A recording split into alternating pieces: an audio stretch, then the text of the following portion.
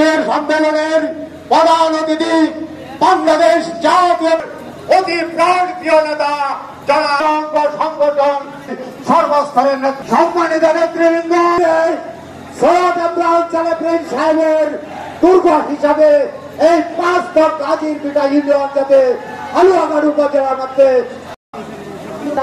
করার জন্য অনুরোধ সংগ্রামী আহ্বায়ক উপস্থিত আছেন অংশগ্রহণ করার জন্য অনুরোধ জানাচ্ছি।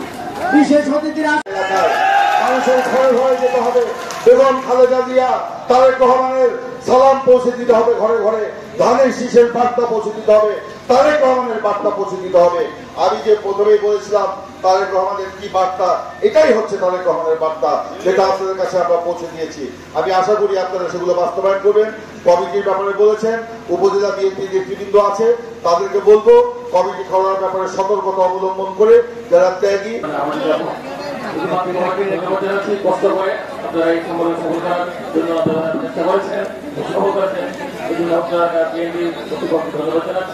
তখন কর্মী সমাবেশের লোক থাকে না।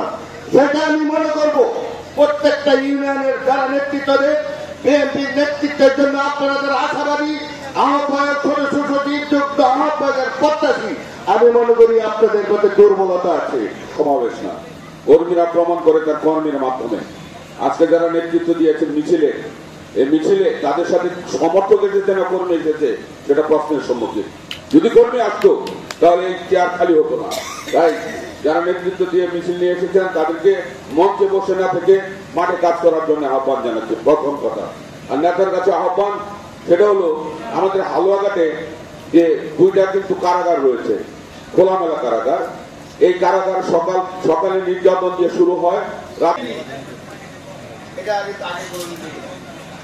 আপনাদের কৃষককে আমি ধন্যবাদ জানাই। আপনারা সুস্থভাবে কাজ করবেন এই আশা রেখে আমি আমার বক্তব্য এখানে যে এমপিও বেতন হয়েছে, এই আমরা সারা চিন্তায় হাত ধরে এই কলেজে বেতন হয়েছে। সুতরাং আপনারা যদি আগামী দিনে এই কাজীরপিঠা ইউনিয়নের উন্নয়ন চান, তাহলে ঐক্যবদ্ধভাবে আগামী ফেব্রুয়ারি মাসে যে নির্বাচন হবে, সেই নির্বাচনে ধানের শীষের প্রার্থী হিসেবে সৈয়দ ইমরান সালেফিন ভাইকে বিজয়ী করার আহ্বান জানিয়ে আমি আমার বক্তব্য শেষ করছি। আজকে এই প্রধান উদ্দেশ্য হলো আমাদের এই সংগঠন